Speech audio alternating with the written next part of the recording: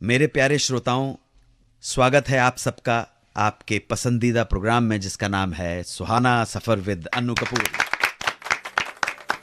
मेरे मेहरबान दोस्तों, इस प्रोग्राम के लिए लगातार मिल रहे आपके प्यार का, आपके विचारों का, सुझावों का मैं तहे दिल से शुक्रगुजार हूं और आप सबको शुभकामनाएं देता हुआ शुरू करता हूं आज का ये सुहाना सफर। तो जनाब, बात उस अनोखे, निराले, बेजोड़ कलाकार की जिसने अपने घर के बाहर एक साइन बोर्ड लगा रखा था जिस पे लिखा था बिवेयर ऑफ, और लिख दिया अपना नाम। बता सकते कौन हो सकता है ये कलाकार? Any idea? हिंदी सिनेमा का सबसे वर्सेटाइल मल्टी टैलेंटेड जीनियस। जितना ये जीनियस बड़ा उतना ही शरारती, अजीब अजीब हरकतें करने वाला इंसान। Actor, director, producer, writer, singer, music director, गीतकार, एक ही व्यक्ति में सारी कलाएं जिसमें समाई हूं, उस व्यक्ति का नाम बोलिए? किशोर कुमार। बिल्कुल सही बात है, जोरदार तालियां किशोर कुमार के लिए। वार्डन रोड पर एक घर में वो कुछ वक्त के लिए रुके थे। ये वो वक्त था जब उनका जुहू में बंगला तैयार हो रहा था। तो दरवाजे के बाहर एक बोर्ड लगा दिया था जिस पर लिखा था बिवेयर ऑफ किशोर कुमार, किशोर कुमार से सावधान रहें। एक बार प्रोड्यूसर डायरेक्टर एच.एस. रवेल इसी घर में आए। उन्होंने किशोर कुमार से कुछ रुपए उधार लिए थे, लौटाने आए थे बेचारे पैसे। देखिएगा आप, पैसे लौटाए और जैसे ही उठने लगे जाने के लिए वापस, उठने से पहले उन्होंने किशोर कुमार से हाथ मिलाया। तो किशोर कुमार ने हाथ मिला के रवेल साहब का हाथ काट लिया। अब आप इमेजिन कर सकते हैं इस असॉल्ट की कारण, इस सडन आक्रमण की वजह से रवेल साहब की क्या हालत हुई होगी। हक्का बक्का रवेल साहब, मुंह से बात नहीं निकल रही है कुछ। और किशोर कुमार ने खुद ही कहा कि आपने घर के अंदर आते हुए नहीं देखा कि बाहर बोर्ड पे क्या लिखा हुआ? किशोर कुमार से सावधान। ये किशोर कुमार के मजाक करने का अकेला किस्सा नहीं था। मध्य प्रदेश में जहां उनका पुश्तैनी घर है, खंडवा में, वहां पर भी बोर्ड पर लिखवा लिया था मेंटल हॉस्पिटल, पागल खाना। घटना बड़ी अजीब है, लेकिन किशोर कुमार का नाम आते ही ऐसा लगता है कि ये हो सकती है, कुछ भी पॉसिबल था। क्यों करते थे वो, किस लिए करते थे, ये अपने आप में एक बहुत बड़ी गुत्थी है जिसे अभी तक कोई सुलझा नहीं पाया है। लेकिन हमें इतना जरूर मालूम है कि इनमें से हो सकता है बहुत सारी कहानियां झूठी हों, बनाई हुई हों, फिक्टिशियस हों, कंट्राइव्ड हों। लेकिन एक सत्य तो बात है कि किशोर कुमार से ज्यादा गुणी और सर्वसंपन्न कलाकार शताब्दियों में कभी पैदा होता है। बात एक ऐसी फिल्म की जिसके एक सीन में शायद सबसे ज्यादा गेस्ट अपीयरेंस में स्टार्स नजर आए, पॉपुलर सिंगर्स भी थे उसमें। यह फिल्म रिलीज हुई थी सन 1960 में और इस फिल्म में थे तीनों आनंद, देवानंद, चेतनानंद और सबसे छोटे भाई विजय आनंद। ये ही अकेली एक ऐसी फिल्म है जिसमें तीनों भाइयों ने एक साथ एक्टिंग की है। इस फिल्म का एक गाना बहुत पॉपुलर है, खोया खोया चांद, खुला आसमान, आंखों में सारी रात जाएगी, काला बाजार।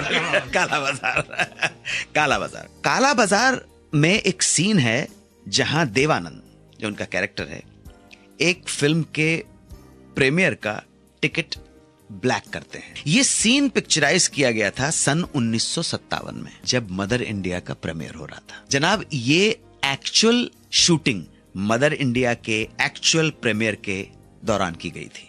वहां भीड़ के बीच देवानंद घूमते हुए नजर आते हैं। देव साहब ने अपने इंटरव्यू में कहा है कि वो बहुत देर तक लोगों के बीच में घूम रहे थे और जनता को इतनी भीड़ में पता भी नहीं चला कि देवानंद उनके बीच मौजूद हैं और फिल्म की शूटिंग कर रहे हैं।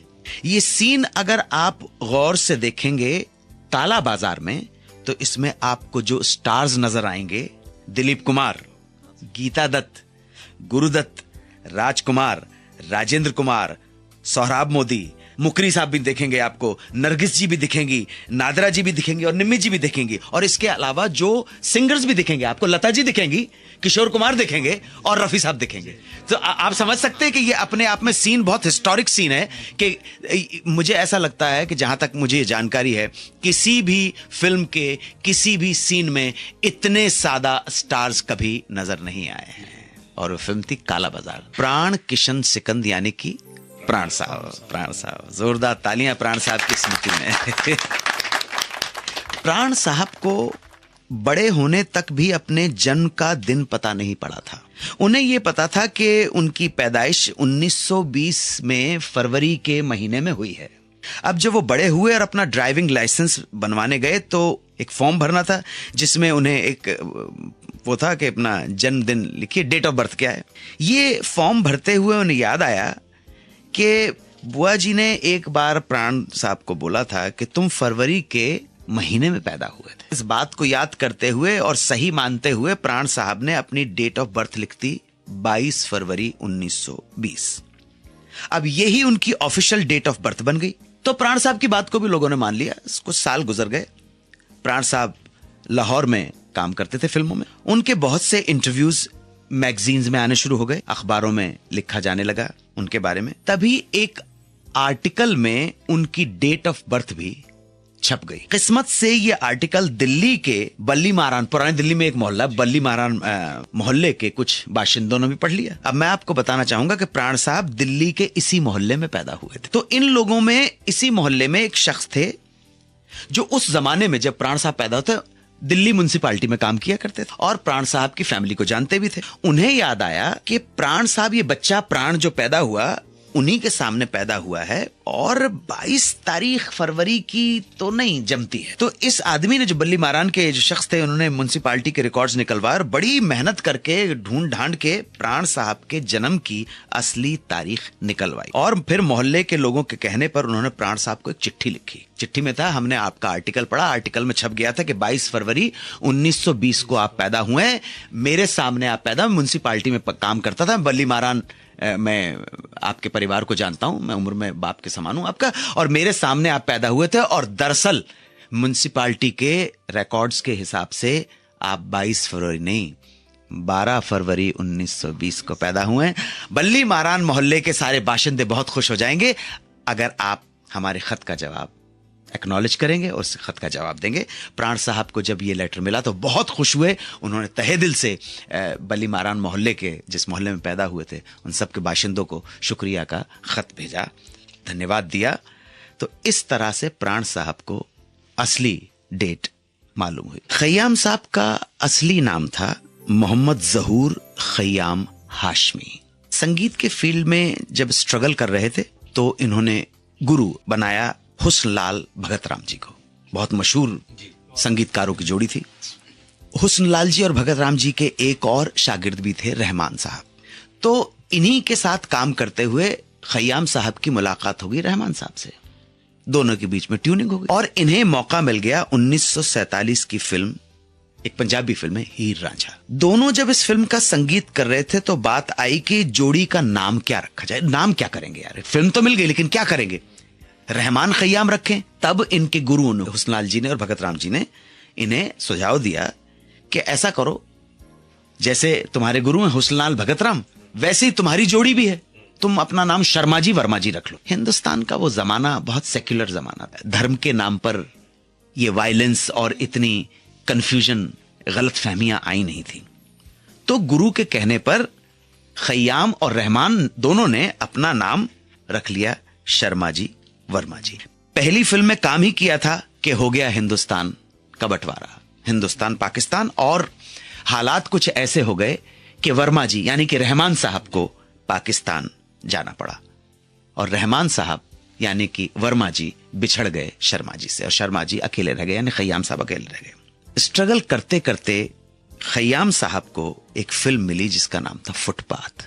इस फिल्म के डायरेक्टर जिया सरहदी साहब ने खय्याम साहब को साइन किया कि तुम मेरी फिल्म में म्यूजिक दोगे, और साथ साथ ये भी कहा कि यार ये अब शर्मा जी के नाम से दोगे, क्योंकि हम सब लोग फिल्म इंडस्ट्री के लोग जानते थे शर्मा जी वर्मा जी, या वर्मा जी तो चले गए रहमान, तो शर्मा जी अकेला नाम ठीक नहीं लगेगा, तुम कुछ और नाम सोचो। जो तुम्हारे नाम में जहूर और हाशमी के बीच में जो खयाम है वो नाम रख लो, इसी नाम से तुम अपना करियर रीलॉन्च करो।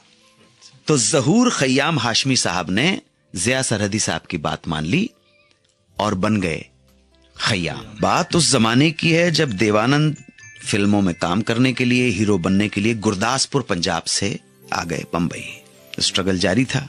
तभी उनकी मुलाकात हुई राजा रॉय से। राजा रॉय चेतन साहब के दोस्त और क्लासमेट थे। देवानंद के जो बड़े भाई थे चेतन साहब, उनके दोस्त भी थे और क्लासमेट भी थे। इन्हीं राजा रॉय की बिल्डिंग में रहते थे उस जमाने के स्टार मोतीलाल जी। मोतीलाल जी के बारे में आपको मैं बताना चाहूंगा, हमारे मुल्क में जो बेहतरीन एक्टर्स हुए हैं, अगर उनकी लिस्ट बनाई जाएगी तो बेहतरीन एक्टर्स, स्टार्स की बात नहीं कर रहा, आप ध्यान रखिएगा, तो उसमें मोतीलाल जी का नाम फर्स्ट 3 की लिस्ट में आएगा। मोतीलाल जी ने हिंदी फिल्म इंडस्ट्री को रियलिस्टिक एक्टिंग करना कब सिखाया था? रियलिस्टिक एक्टिंग करना। तो देवानंद ने राजा रॉय से कहा कि आप किसी भी तरह मुझे मोतीलाल जी से मिलवा दीजिए। बात चल रही है राजा रॉय की, उसी बिल्डिंग में मोतीलाल जी रहा करते थे। और राजा रॉय ने एक दिन सचमुच देवानंद साहब को मोतीलाल जी से मिलवा दिया। एक दिन देवानंद सो रहे थे वही राजा रॉय के घर में, तभी अचानक राजा रॉय आए और बोले, जरा जल्दी उठो, तुम्हें मोतीलाल से मिलवाना है। वो अपने काम पे जा ही रहे, फटाफट उठकर बाहर चलो। देवानंद जैसे थे वैसे ही ग्रेट मोतीलाल से मिलने के लिए फटाफट बाहर आ गए। वहां राजा रॉय ने उनका तारुफ करवाया मोतीलाल जी से। मोतीलाल ने उनसे पूछा, क्या करने आए हो लाहौर से? यहाँ देवानंद ने कहा, वही जो आप करने दिल्ली से आए सर। मोतीलाल जो अभी अभी नींद से उठकर आए थे, उन्होंने देवानंद को ऊपर से नीचे तक देखा और कहा, तो तुम हीरो बनना चाहते हो? देव साहब ने कहा, जी हाँ, हीरो बनना चाहता हूं आपकी तरह। मोतीलाल जी ने कहा, मेरी तरह क्यों? मुझसे बेहतर क्यों नहीं? और यह कहकर उन्होंने कहा कि तुमसे मिलकर खुशी हुई, इसी तरह जोश बना के रखो। ड्राइवर को बुलाया, गाड़ी में बैठे और चले गए। देवानंद उनकी गाड़ी को मरीन ड्राइव से जाता देख ये सोचने लगे कि एक दिन वो भी इसी तरह किसी गाड़ी में बैठकर शूटिंग पर निकलेंगे, रास्ते में लोग उन्हें पहचानेंगे और भीड़ टूट पड़ेगी उनके दीदार के लिए। जैसे लोग आज मोतीलाल को चाहते हैं, वैसा ही जलवा मेरा एक दिन होगा।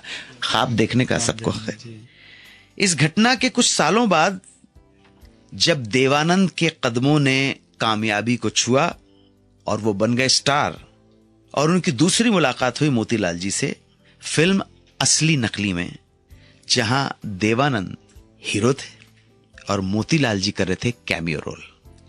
देवानंद साहब कहते हैं कि उन्हें अपनी किस्मत पर यकीन नहीं हो पाया कि ये वही मोतीलाल है जिसे देखकर मैं अपने आप को इतना बड़ा समझ रहा था, और क्या ये वही देवानंद है जो कल तक काम की तलाश में भटक रहा था और आज हीरो बन गया है और मोतीलाल जी से भी बड़ा रोल कर रहा है। देव साहब ये भी कहते हैं कि इस घटना के कुछ साल बाद मोतीलाल जी उनके घर आए और मोतीलाल जी ने देवानंद से रिक्वेस्ट की, देव, क्या तुम मेरी पिक्चर में काम करोगे जिसे मैं डायरेक्ट करने वाला हूं? देवानंद कहते हैं कि वो उस फिल्म में जरूर काम करना चाहते थे, मगर वक्त की कमी की वजह से उन्हें मजबूरन दिल पे कड़ा पत्थर रख के मोतीलाल जी को मना करना पड़ा, क्योंकि इसी मोतीलाल की गाड़ी को देखकर उन्होंने कितने सपने बुने थे और देवानंद की किस्मत ने उन सपनों की ताबीर सामने ला दी जब वो स्टार बन गए। राजेश कुमार गुप्ता जी ने पूछा नौशाद साहब का और महबूब खान साहब का किस्सा, कि किस तरह से नौशाद साहब फिल्म के सेट पे पहुंचे और सजेशन देने लगे। देखिए, इन दोनों ने पहली बार काम किया फिल्म अनमोल घड़ी में। ये मैं आपको बता रहा हूं जो मार्केट में अवेलेबल है, जो सुना है। फिल्म की सेटिंग चल रही थी म्यूजिक को लेकर, तो महबूब खान साहब जो फिल्म के निर्देशक थे और बहुत बड़े डायरेक्टर, अपने आप में स्टार डायरेक्टर, वो नौशाद साहब को जो न्यू कमर म्यूजिक डायरेक्टर था, बहुत सारे म्यूजिकल सजेशंस दे रहे थे। लेकिन ये बात नौशाद साहब को मन में लग गई। अब जब शूटिंग शुरू हुई तो एक दिन नौशाद साहब सेट पे पहुंचे। इस तरह की बात है, मैं अब बार बार रिपीट कर रहा हूं कि इस तरह की मार्केट में बात है। सेट के ऊपर पहुंचे और महबूब खान साहब को सजेशन देने लगे, यहाँ पे ट्रॉली लगाइए, ये लेंस लगाइए, फिल्म को ऐसे शूट करना चाहिए, ये पर्दे फर्दे कुछ अपने सजेशन देने लगे। महबूब खान ने कहा, नौशाद ये तुम्हारा काम नहीं है। तो नौशाद साहब ने कहा वो जो म्यूजिक सिटिंग में आप बैठ के सजेशन दे रहे थे वो भी आपका काम नहीं है। अच्छा ना, ये जो किस्सा है मेरे हिसाब से ये बेकार बकवास का किस्सा है, इसका कोई कुछ नहीं है, अखबार में किताब में कुछ भी लिखा रहे। देखिए, प्रोड्यूसर और डायरेक्टर सुप्रीम होता है। ये हमारी प्रोड्यूसर है अर्पिता जी, जोरदार तालियां बजाइए इनके लिए। पैसा कौन देती है? प्रोड्यूसर देता है, तो जो ये बोलेगी वही मैं करूंगा ना। सो इस किस्से के अंदर कोई दम नहीं है, ये बिल्कुल बकवास किस्सा है। मुझे नहीं लगता है कि नौशाद साहब जो यंग डायरेक्टर होंगे और महबूब खान जैसे सीनियर डायरेक्टर को, जिनका हक है कहना मुझे गाना ऐसे चाहिए, उसमें बुरी बात क्या है भाई? सो इस किस्से से मैं बिल्कुल अग्री नहीं करता हूं कि नौशाद साहब इतने इमेच्योर्ड नहीं थे कि अपने डायरेक्टर की बात नहीं मानेंगे। तो हम चाहते हैं कि हमारे इस शो में जो भी इंसिडेंट्स हों, जो भी ट्रिवियाज हों, जो भी स्टोरी हों, वो ऑथेंटिक हों। और ऑथेंटिसिटी के लिए, जेन्युइननेस के लिए अब इंटरनेट नहीं, अब आपको आना पड़ेगा 92.7 बिग एफएम के प्रोग्राम में, जिसका नाम है सुहाना सफर विद 92.7 बिग एफएम पर सुनते रहिए रेडियो का number 1 show Suhana suffer with Anu Kapoor.